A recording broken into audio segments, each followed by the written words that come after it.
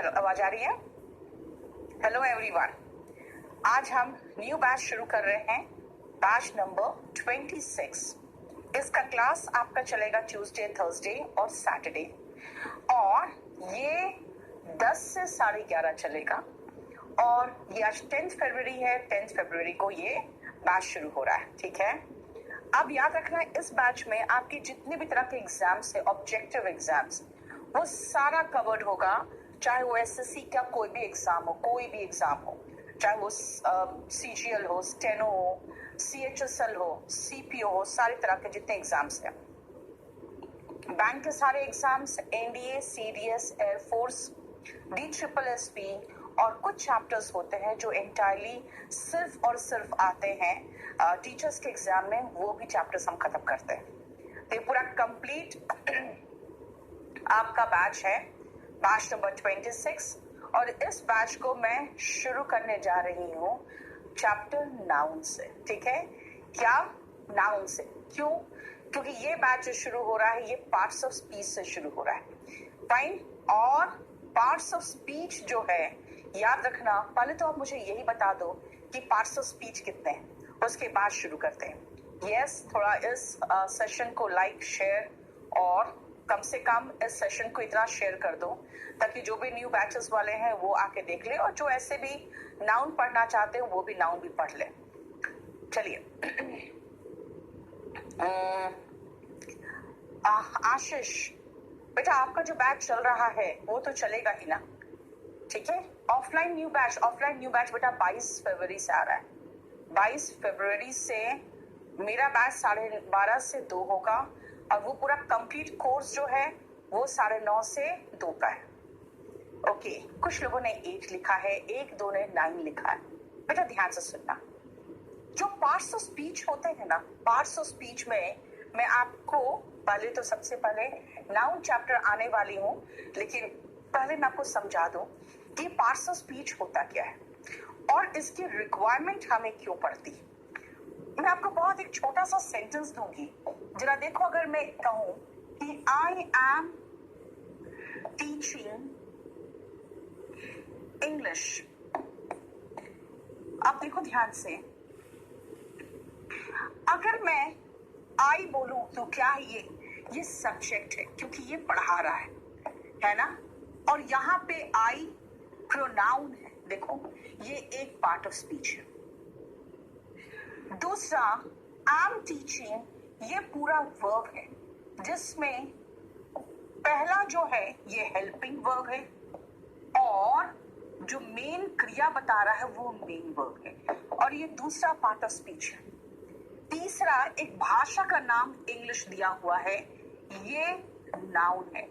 एक छोटा सा सेंटेंस लिखना चाहा मैंने, उसमें आपको 3 पार्ट ऑफ स्पीच इस्तेमाल किया हमने, और उनमें से एक पार्ट ऑफ स्पीच का मुझे सब पार्ट्स भी बनाना पड़ा। बिना पार्ट्स ऑफ स्पीच के आपके कोई भी सेंटेंस नहीं बना सकते। सो रिमेंबर, अगर आप पार्ट ऑफ स्पीच की बात करोगे तो पार्ट्स ऑफ स्पीच पहले तो कहा गया था कि एक पार्ट ऑफ स्पीच है, लेकिन बाद में इसमें एक और पार्ट ऑफ स्पीच ऐड किया गया, और वो कौन था? बेटा कुछ भी लिखने की जरूरत नहीं है आपको, और जो नए बच्चे ज्वाइन किए हैं इनको मैं बता दूं, आपको कुछ भी लिखने की जरूरत नहीं है।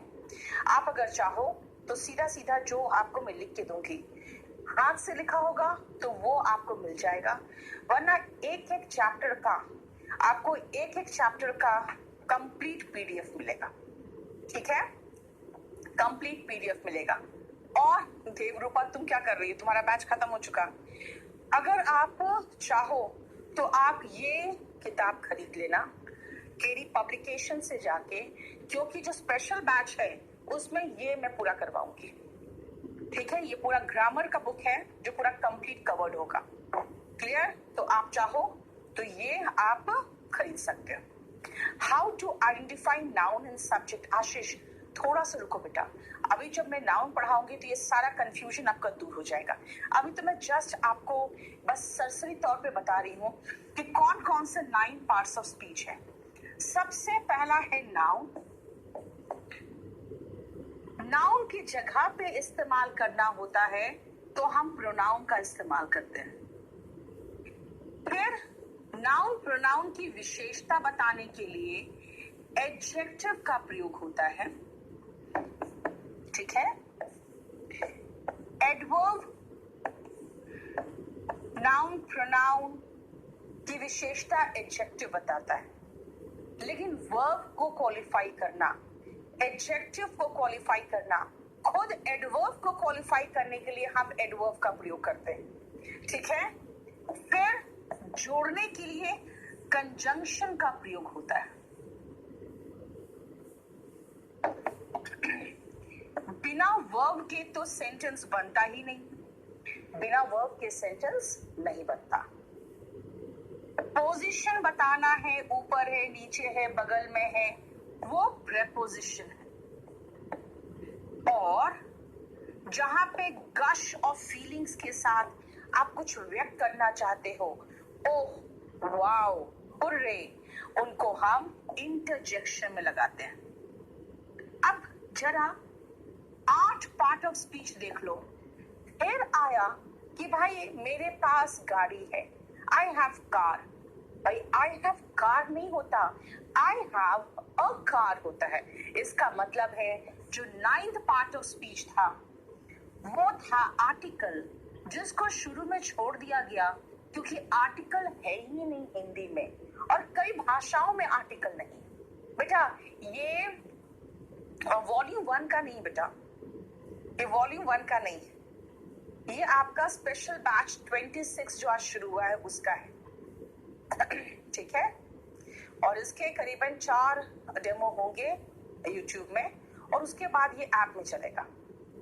हाँ, वॉल्यूम 1 का क्लास यूट्यूब में चलता है, पूरा पूरा चलता है, लेकिन वो भी धीरे धीरे हाइड होता चला जाता है, ठीक है।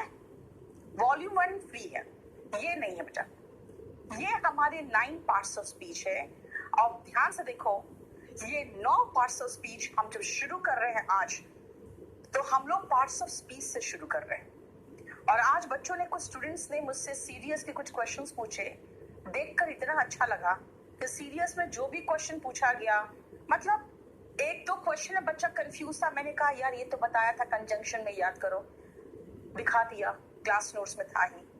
तो आप अगर ढंग से पढ़ोगे और प्रॉपर तरीके से एक बार रिवाइज कर लोगे ना, एक भी क्वेश्चन नहीं छूटेगा, ये ध्यान रखना। सो रिमेंबर, जो ये 9 पार्ट्स ऑफ स्पीच है, हम इन्हीं से आज शुरुआत कर रहे हैं, ठीक है। अब आते हैं कि अगर हम नाउन की बात कर रहे हैं, देख लो कोई प्रॉब्लम नहीं, राइट। अगर हम नाउन से शुरुआत करेंगे तो भाई नाउन है क्या, और नाउन में हमें पढ़ना क्या है। सुनो ध्यान से, नाउन है क्या, और ये पार्ट्स ऑफ स्पीच को हम एक एक करके क्यों पढ़ेंगे डिटेल में। आप सभी को सिलेबस मिल जाएगा, ठीक है, आप सभी को सिलेबस मिल जाएगा। एंड रिमेंबर, सिलेबस अगर आप देखोगे तो जैसे ये, अगर आप ये बुक ही ले लोगे ना, तो इसमें करीबन 31 चैप्टर्स है जो ग्रामर वगैरह से मिला के हैं, ये पूरा कंप्लीट करवाएंगे, प्लस वोकैबुलरी, उसके बाद sentence arrangement, cloze test, filling the blanks, ये सब होता है, ठीक है ना। तो ये आपका कंप्लीट हम करवा देंगे, आप निश्चिंत रहो। क्लास नोट्स बेटा आप kdpublication.com से ले लो, ठीक रहेगा, नहीं तो अमेजॉन, फ्लिपकार्ट सब में मिलता है। डिफरेंस बिटवीन बेटा फ्यू एंड अ फ्यू, बताओ कहाँ से कहाँ पहुंचा रहे हो जेतु, अभी इतना टेंशन मत लो। फ्यू एंड अ फ्यू जो है ना, वो आर्टिकल में बहुत डिटेल में बहुत अच्छे से होता है। अब पहले मुझे पढ़ाने दो जहां पे मैं पढ़ा रही हूँ। हाँ, आपको किसी तरह का कोई रिलेटेड टू बैच प्रॉब्लम हो या समझ में नहीं आए, तो आप इसमें व्हाट्सएप कर देना।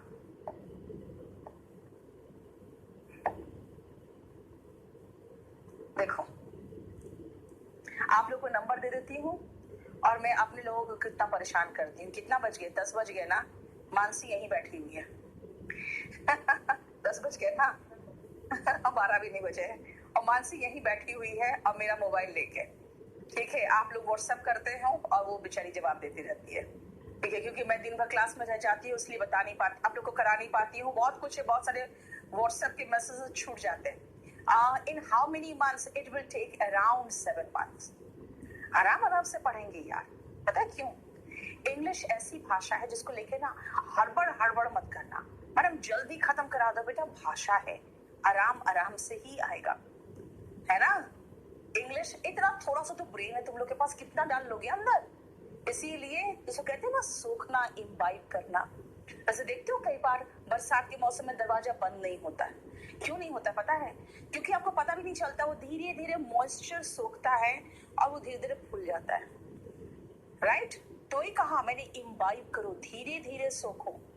आप लोग बहुत हड़बड़ा के सोचो कि ढेर सारा पानी एक साथ डाल दे और वो हमारे सब अंदर चला जाएगा, तो नहीं जाएगा, वो धीरे धीरे ही जाएगा।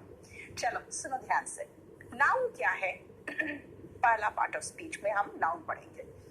अगर आप देखो नाउन तो बचपन में बेटा जब आप लोग अभी थोड़े से बड़े होते ही हो, थोड़े से बड़े भी नहीं यार, बस बिस्तर में ही पड़े रहते हो, तो आपकी माँ बहुत चालाकी से क्या करती है, कहती बेटा बोलो माँ, है ना, माँ।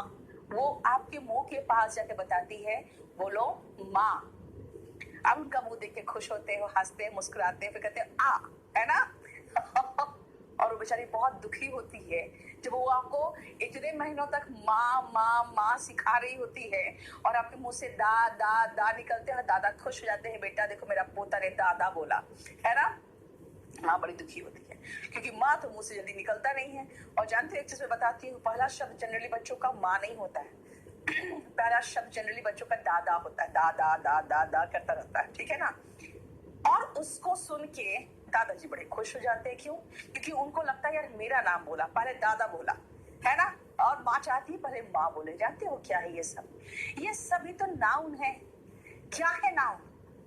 किसी भी व्यक्ति को अगर आप जो नाम देते हो वो नाउन है। अगर आप माँ कह रहे हो तो माँ भी तो नाउन है, और दादा तो दादा भी तो नाउन है। किसी रिश्ते का नाम है ना, है ना। अब आप कहोगे मैम किस तरह का नाम है ये? जब सब खुश हो गए, सही बात है, अब हर घर में है ये हालत। माँ बड़ी चालाकी से बच्चे को अकेले में सिखाएगी, बेटा बोलो माँ, और बच्चा कहता है दा।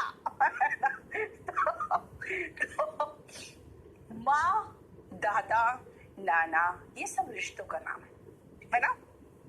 अब कहोगे मैम ये कैसा टाइप का नाउन है, किस तरह का नाउन है? अगर मैं कहूँ रिश्तेदार, तो रिश्तेदार यानी रिलेटिव, तो मैं कहूंगी यार रिलेटिव मतलब कॉमनली सबको रिलेटिव कह रहे हो आप। आप देखो तो सभी तो रिलेटिव ही तो है ना। अगर माँ हो गया, दादा हो गए, नाना हो गए, तो ये पर्टिकुलर रिश्ते का नाम है। तो पर्टिकुलर रिश्ते का नाम है तो ये प्रॉपर नाउन हो गया, है ना, प्रॉपर नाउन हो गया। अब कुछ लोग ये कहते हैं कि मैम, एक बार क्लास में एक लड़के ने पूछा कि मैम भाभी किस तरह का नाउन है? मैंने कहा बेटा भाभी तो कॉमन नाउन है।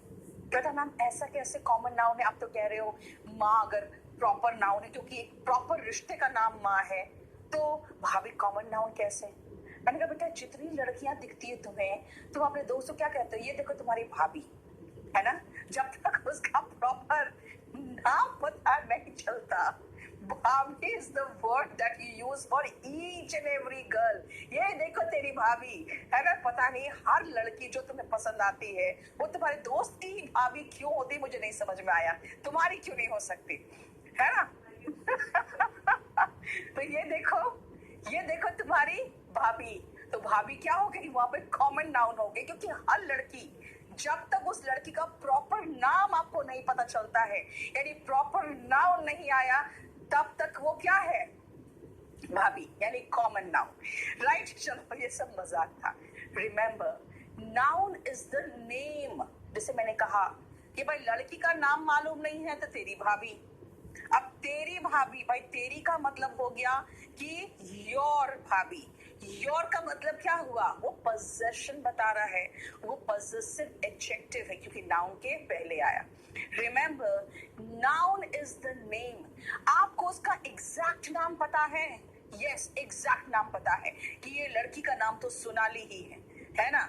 तो बेटा वो तो प्रॉपर नाउन हो गए।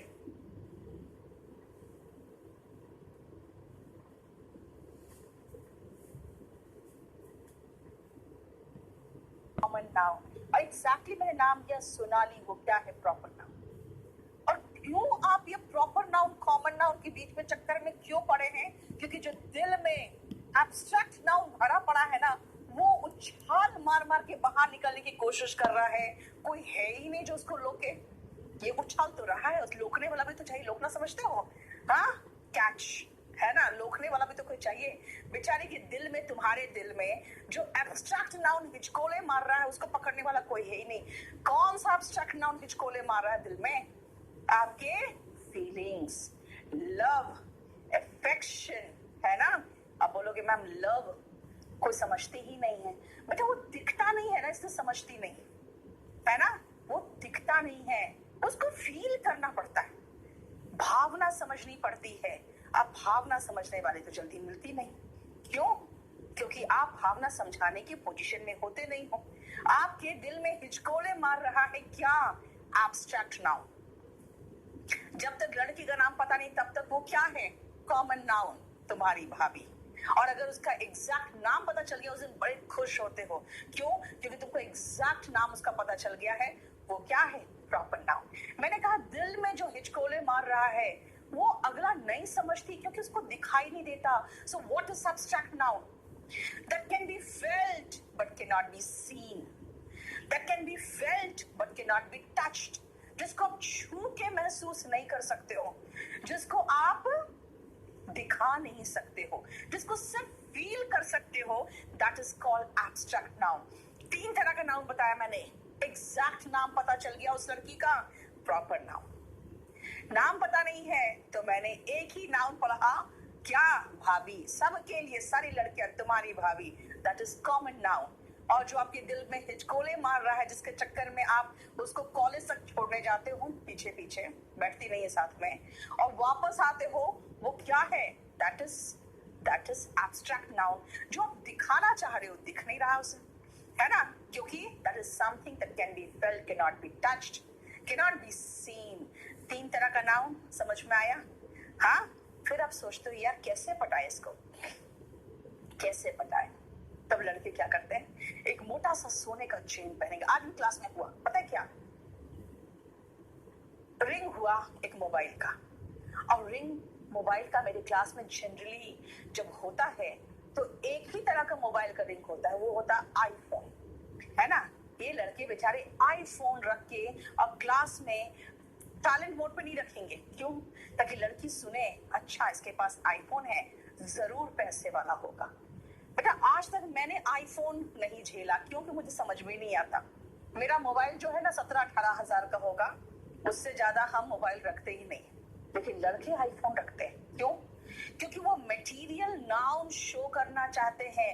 मोटा सा चेन पहनेंगे, है ना। बाइक, लड़कियां सबसे लास्ट में निकलती है। हम लोग है ना, जहाँ पे मैं खड़ी होती हूँ वहां पे बोर्ड है, मैं खड़ी होती हूँ, सामने 3 रोज लड़कियों का रहता है और पीछे दरवाजा है। क्लास की बात बता रही हूँ मैं, अपना क्लासरूम का मैं आपको बता रही हूँ कैसे बना हुआ है। तो जब क्लास खत्म होता तो सबसे पहले पीछे वाले निकल गए, यानी सबसे लास्ट में कौन निकलेगा? लड़कियां और मैं निकलती हूँ। लेकिन तब तक नीचे घूम घूम घूम किए रहता है बाइक को। क्यों? ताकि लड़कियां देखें कि मेरे पास कितना स्टाइलिश बाइक है और मैं कितना स्मार्टली उसमें बैठा हूँ, है ना। सिर्फ दिखाने के लिए। क्या दिखाना चाहते हो तुम? जो तुम्हारे पास है, जो चीज से बना हुआ है, चाहे वो टिन हो, चाहे वो गोल्ड हो, चाहे वो सिल्वर हो, चाहे आपने बहुत अच्छा लेदर जैकेट पहन रखा हो, लेदर हो, चाहे सिल्क हो, चाहे कॉटन हो, जो भी मटेरियल आपने इस्तेमाल किया हुआ है अपने कपड़ों के लिए, अपने गहनों के लिए, अपने बाइक के लिए, वो सब क्या है? वो सब मटेरियल नाउन है। ठीक है, वो सब क्या है? मटेरियल नाउन है।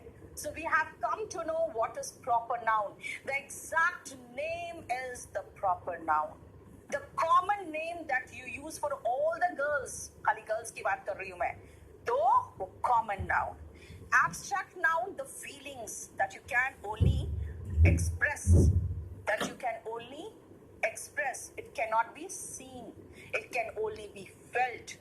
वो होता है abstract noun. Material noun, gold, silver, cotton, platinum, ये सब क्या है? ये सब material noun है। और आखिरी है that is collective noun. So what is collective noun? Collective noun का मतलब हुआ कलेक्शन, कलेक्शन जैसे हम कहते हैं चाबियों का गुच्छा, बंच ऑफ कीज, है ना। लेकिन अगर मैं कहूं कि भाई बिल्कुल एक लोगों का समूह, तो क्राउड ऑफ पीपल, गुस्से में भरे हुए लोग तो मॉब, यानी कि अलग अलग ग्रुप का अलग अलग नाउन होता है, और वो हम कलेक्टिव नाउन का पूरा एक आपको लिस्ट देंगे याद करने के लिए। सो रिमेंबर, नाउन क्या है? बोलोगे मैम कोई भी शब्द इस्तेमाल कर लो जिससे किसी को हम संबोधित कर सकते हैं। जैसे अगर एग्जैक्ट नाम मालूम था तो हमने कहा उसका नाम, नाम मालूम नहीं है तो मैंने कहा तुम्हारी भाभी, यानी भाभी नाम लगा दिया, है ना। जो अंदर उफान मार रहा है उसको मैं लव कह रहा हूँ, है ना।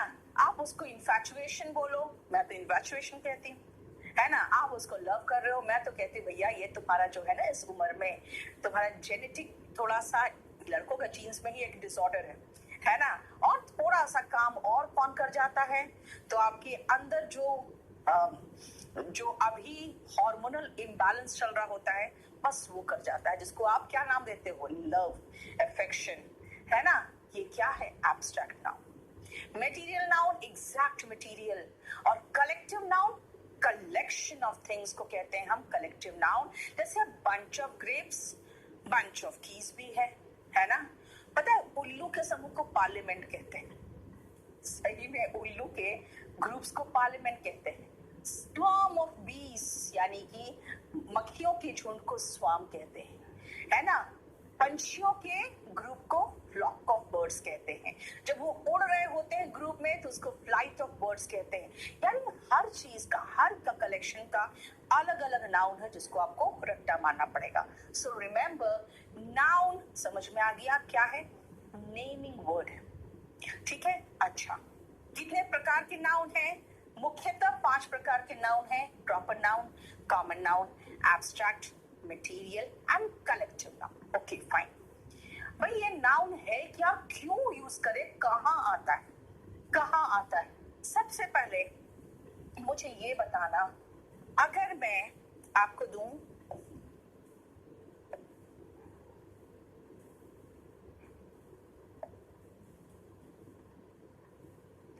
अब मुझे बताओ इस सेंटेंस में नाउन कहाँ है? जरा बताओ तुम, इस सेंटेंस में नाउन कहाँ है? जल्दी। बेटा लो तू उल्लू है, दिल से पता कि ऐसे करके याद कर लो बस। चलो अब मुझे बताओ इनमें नाउन कहाँ है? जल्दी से बताना, जल्दी से बताओ इस सेंटेंस में नाउन कहाँ है? Today is your first class बेटा, टुडे यही आज ही बैच ही शुरू हुआ है और पार्ट्स ऑफ स्पीच से शुरू हुआ, टीचर्स। ओके, और बताओ कहाँ है? स्टूडेंट्स। बस हो गया हो गया हो गया, दो ही तो है इसमें noun, teachers and students. Very good. चलो देखो ध्यान से, टीचर्स बोलोगे मैम जो पढ़ाने वाले लोग हैं ना उनको कहा गया है टीचर, यानी नाम दिया गया है पढ़ाने वाले लोगों को, नाम दिया गया है क्या? टीचर। और जो पढ़ने वाले लोग हैं उनको नाम दिया गया है स्टूडेंट्स। जरा देखो ध्यान से, कर्ता कौन है इसमें से? करने वाला कौन है? कर्ता कौन है? ये है कर्ता। करने वाला जो करता है उसको हम सब्जेक्ट कहते हैं। याद रखना, सब्जेक्ट के प्लेस पे कौन आता है? नाउन आता है। और टीच का मतलब हुआ पढ़ाना। जब पढ़ाने की बात हो रही है तो किसी तरह का क्रिया का एहसास हो रहा है। अगर हम क्रिया का एहसास कर रहे हैं वर्ब, तो वर्ब के बाद दो क्वेश्चन उठता है, क्या और किसको। अगर मैं कह रही हूं क्या तो आप कह सकते हो मैम इंग्लिश, ये कह सकते हो इंग्लिश, ठीक है। और अगर मैं पूछूं आपसे भाई किसको पढ़ाते हैं, किसको पढ़ाते हैं, तो आप कह सकते हो मैम स्टूडेंट्स। यानी क्या और किसको का जो जवाब होता है, क्या और किसको का जो जवाब होता है वही ऑब्जेक्ट होता है। और ये ऑब्जेक्ट के प्लेस पर भी नाउन आ सकता है। अब समझ में आया? सब्जेक्ट कौन है? मैं पूछूंगी कौन पढ़ाता है, यानी अगर मैं पूछूं कौन पढ़ाता है तो कौन का जवाब जो होता है वो सब्जेक्ट होता है। और अगर मैं पूछूं किसको पढ़ाता है, किसको पढ़ाता है या क्या पढ़ाता है, तो क्या और किसको का जो जवाब होगा वो ऑब्जेक्ट होता है। तो नाउन कहाँ आता है? सब्जेक्ट और ऑब्जेक्ट के प्लेस पर नाउन आता है। जरा देखो, क्लियर?